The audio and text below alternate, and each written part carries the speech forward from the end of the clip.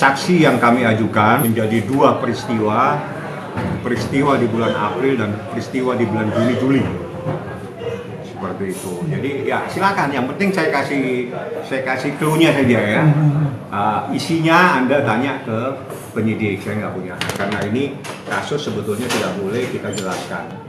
Tapi karena ini sudah masyarakat, media juga ikut memantau, ya udah Anda minimal harus tahu sedikit lah tentang peristiwa ini. Oke, Bang, tapi proses hukumnya seperti apa ketika ini terlapor sudah diperiksa nih? Artinya kan para saksi juga sudah diperiksa, bukti-bukti semua sudah terkumpul. Apakah akan nanti dikonfrontir hadir juga Nikita bertemu dengan Van atau tidak? Atau seperti apa mekanisme? Nggak ada. Udah mimpi. Konfrontir itu mimpi. Tidak ada konfrontir karena ini bukan tindak pidana penipuan atau penggelapan. Ini nggak ada. Jadi ini dugaan tindak pidana kejahatan terhadap anak di bawah umur. Nggak ada relevansinya itu semua. Jadi cukup pada perkara yang sebenarnya, di mana perkara ini adalah Undang-Undang Perlindungan Anak dan Undang-Undang Kesehatan. Bang Fahmi, ya, biarkan saja. Bang, tadi kan Rasman juga pengacara Fadil sempat memberikan bahwa kemana menyinggung Nikita Mirzani, kemana aja yang selama ini diduga melantarkan sang anak, dan ketika sekarang ini baru rame-rame teriak-teriak ingin menyelamatkan sang anak. Abang sendiri menanggapinya seperti apa sebagai kuasa? Laporannya ada di Polres Metro Jakarta Selatan. Silakan dampingi di Polres Jakarta Metro Jakarta Selatan. Ya, perkaranya kan di Jakarta Selatan. Dugaan tindak pidana penelantaran, tindak pidana kejahatan terhadap anak, ya, perlindungan anak. Kasusnya ada di Jakarta Selatan. Ya udah, prosesnya di sana. Kenapa? Mau kemana? Yang dipersoalkan ini masalah apa? Yang dilaporkan apa? Artinya statement Rasman sendiri ingin mengalihkan kasus utama. Artinya abang melihatnya itu seperti apa statement Rasman tadi? Saya fokus saja. Jadi gini, tugas saya itu untuk mendampingi Niki dalam perkara dugaan tindak pidana kejahatan terhadap anak. Jadi saya fokus di sana. Apakah itu bagian dari perkara ini? Tidak. Jadi saya tidak akan menanggapi. Coba Anda tanya yang lain, visum apa yang saya itu menjadi kewajiban, saya akan tanggapi. Tapi hal-hal yang tidak ada relevansinya, ya ngapain juga saya tanggapin. Tapi mungkin nggak Bang, statement itu dijadikan pembelaan dari mereka Bang? Gak ada. Jadi gini, sekali lagi saya katakan, menurut KUHP minimal 2 alat bukti. Alat bukti itu terdiri dari saksi, ahli, jadi pengakuan, ya kan, jadi persangkaan, ada petunjuk, jadi saksi, petunjuk, ahli. Baru yang terakhir. Jadi seseorang yang dilaporkan itu jangan lagi membantah, diem boleh. Ngapain? Saya nggak pusing lah dia mau bilang apa saja. Yang jelas kami berdasarkan bukti yang ada, kami udah siapkan bukti sesuai dengan KUHP. Bukti saksi, bukti tertulis, termasuk visum. Semuanya sudah ada, sudah lengkap.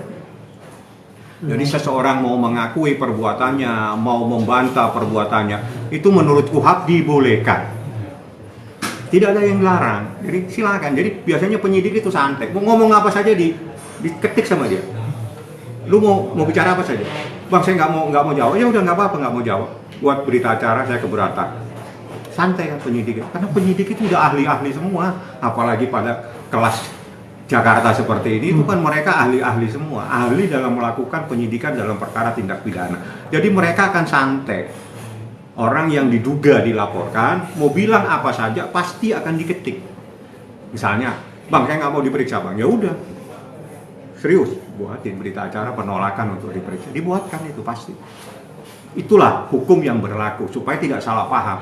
Jangan orang membantah itu berarti dianggap dia benar, berarti dianggap tidak ada perbuatan itu. Keliru, karena kita tidak masuk ke sana. Kita masuk pada sisi yang lain. Sisi yang lain itu menurut KUHP, buktinya adalah tertulis, buktinya adalah pengakuan, buktinya adalah saksi ahli dan sebagainya. Ada beberapa. Bang, bahas soal sisi lain nih Bang, terkait kemarin kan adanya laporan ya untuk tim kuasa hukum dari Paden. Nah, menanggapinya tadi sempat dibilang itu laporannya tidak akan selesai. Menanggapi ini gimana, Bang? Saya nggak nanggapin itu, ya dijalanin aja prosesnya. Kan yang dilaporin, ya sudah ikutin aja proses. Nggak perlu kita tanggapin karena proses itu berjalan. Dan apalagi ini proses tindak pidana terkait dengan perlindungan data pribadi pasti memerlukan pemeriksaan yang cukup panjang. Tapi Rasman lepas tangan bahwa dia menyebutkan bukan dia yang ini dari Padel yang menunjukkan. Jadi terima kasih saya kira. Berarti tidak ada satupun data itu keluar dari Laura. Saya punya videonya, Laura tidak pernah menunjukkan apa-apa. Ada videonya. Waktu dia menyatakan saya punya, dia tidak pernah menunjukkan apa. Kenapa orang lain? Dan yang ingat, di dalam Undang-Undang Perlindungan Data Pribadi itu, pasal 4 itu sudah cukup jelas. Salah satunya pasal 4 itu yang dimaksud dengan data spesifik, itu salah satunya adalah tentang kesehatan. Tentang ada beberapa pasal-pasal yang mengatur tentang data-data pribadi. Jadi data pribadi dibagi dua, spesifik dan data umum. Ini adalah bagian yang spesifik. Kenapa spesifik? Karena khusus. Ada ciri khas tersendiri. Seperti itu. Bang, kalau menurut dari pandangan hukum sendiri, Bang, data itu boleh dan tidaknya itu disampaikan ke publik itu apa aja sih, Bang?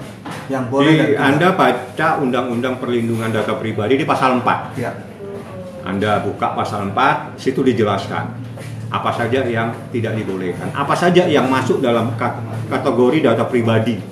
Salah satunya itu adalah keterangan kesehatan, salah satunya itu nama, seingat saya di situ ada, termasuk rekening koran. Itu menurut pasal 4 Undang-Undang Perlindungan Data Pribadi. Undang-undangnya memang baru, tahun 2022. Oh, baru. Kalau Anda mau, izinkan saya buka, biar saya bacakan. Boleh, kalau Bang. tidak keberatan, Ya. Silakan Bang. ya, Ini supaya bagian edukasi soalnya, Bang. supaya paham. Jadi kita itu Karena ini bagian edukasi juga ya, Bang. ya kalau mau paham, ini saya buka ya, Undang-Undang Nomor 27 Tahun 2022. Namanya Undang-Undang Perlindungan Data Pribadi. Saya bacakan yang paling penting. Yang paling penting itu adalah pasal 4, jenis data pribadi. Data pribadi terdiri atas data pribadi yang bersifat spesifik dan data pribadi yang bersifat umum.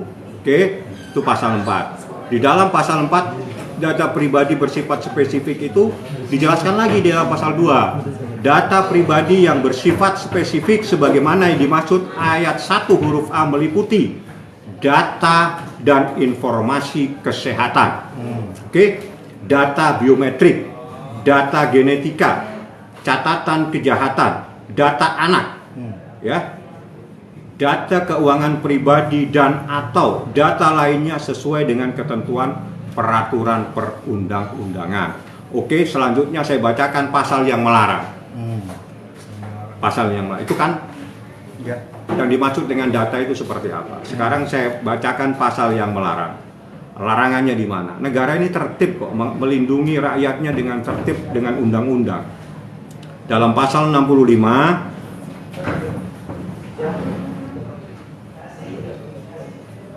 Oke, dalam pasal 65 ini dijelaskan. Oke. Larangan dalam penggunaan data pribadi, ya. Setiap orang, itu ayat 1, setiap orang dilarang secara melawan hukum memperoleh atau mengumpulkan data pribadi yang bukan miliknya dengan maksud untuk menguntungkan diri sendiri atau orang lain yang dapat mengakibatkan kerugian subjek data pribadi. Yang kedua, setiap orang dilarang secara melawan hukum mengungkapkan data pribadi yang bukan miliknya. Ya, saya ulangi, pasal 65 ayat 2, setiap orang dilarang secara melawan hukum mengungkapkan data pribadi yang bukan miliknya. Jadi kalau ada rekening koran orang, itu tidak boleh dipublish. Ada data-data seperti yang dimaksud dalam pasal 4 tadi, tolong jangan dipublish. Ini undang-undang memang baru tahun 2022. Ya, setiap orang dilarang secara melawan hukum, ayat 3-nya menggunakan data pribadi yang bukan miliknya. Jadi nggak boleh itu. Nah, ini undang-undangnya. Jadi kita dasarnya itu undang-undang yang melindungi. Jadi bukan kemauan, kita lapor dasar hukumnya ada. Terus kenapa itu dilaporkan? Karena itu adalah membuka data pribadi seseorang. Dan kebetulan kenapa yang melaporkan itu kita? Karena itu data pribadi anaknya yang masih di bawah umur. Berdasarkan Undang-Undang Perlindungan Anak, anak yang umur di bawah umur 18 tahun itu dalam kategori anak. Dalam kategori anak, sehingga seseorang yang dalam kategori anak tidak boleh melakukan perbuatan melawan hukum. Dia harus diwakili oleh orang tuanya.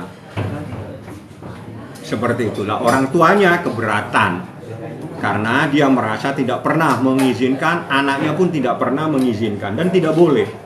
Anak yang belum mencapai umur di atas 18 tahun itu tidak boleh melakukan perbuatan hukum, termasuk melakukan USG, termasuk mempublish data-data tersebut. Seperti itu. Berarti saat Rasman dan Fadel membeberkan hasil USG termasuk pembocoran data diri pribadi, Bang, ya? Saya baca pasal. Iya. Ya, Arahnya pasalnya ke situ. seperti itu.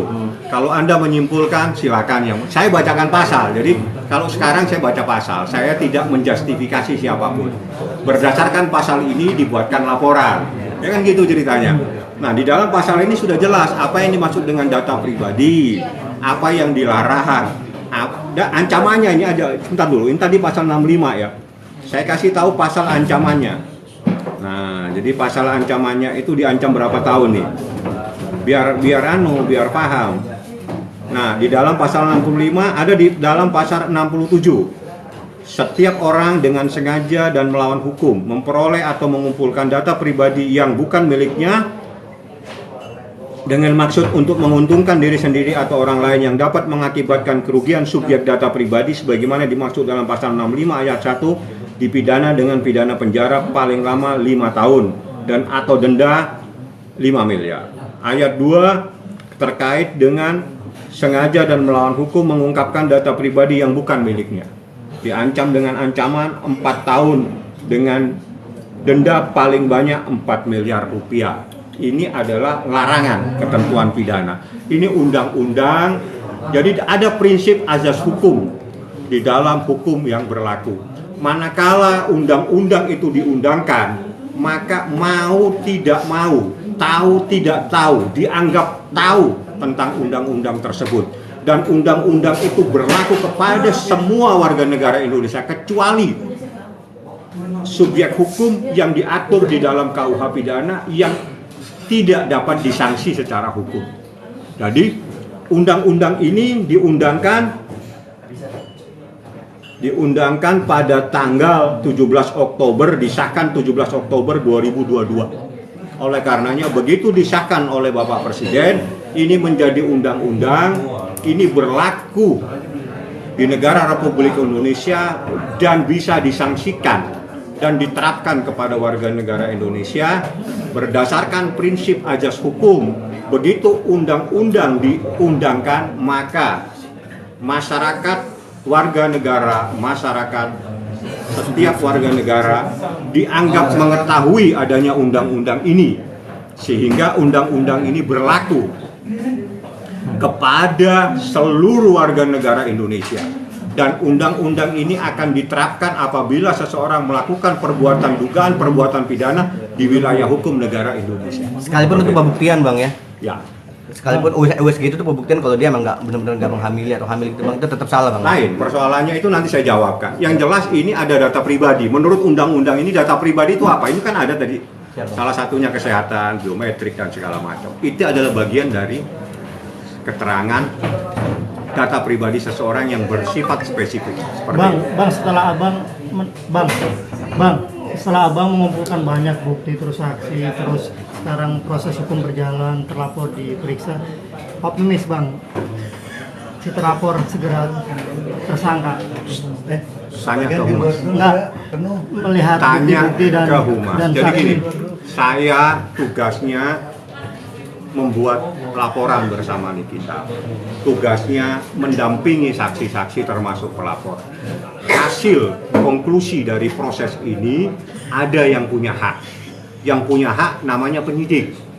Hasil dari proses ini seperti apa, penyidik yang tahu. Tapi berharap segera diproses Ini bukan cepat. masalah harap berharap. Hmm. Ini bukan kita berharap. Ini proses hukum pasti A dan B hasilnya. Kalau A ya A, B dan B. Enggak, tapi keyakinan abang artinya Saya jangan berbicara Iya. keyakinan karena dari jangan suruh bukti-bukti, dari kita bukti-bukti. jangan suruh kita menjadi menerawang sesuatu. Keyakinan itu adalah persoalan lain. Ini hukum hitam putih. Hitam putihnya apabila seseorang melakukan perbuatan seperti ini adalah merupakan perbuatan pidana. Menurut undang-undang itu dikategorikan kejahatan. Jadi hitam putih bukan keyakinan. Kalau keyakinan itu urusan akidah nanti. Yakin agama ini yang lain. Jadi prosesnya seperti apa? Ke Humas. Humas banyak tahu kok. Saya tahu tapi Humas yang punya hak. Oke, cukup. Terima kasih Bang Fahmi. Terima kasih Bang Fahmi. Sekarang ada Assalamualaikum warahmatullahi wabarakatuh. Dokter Oki juga.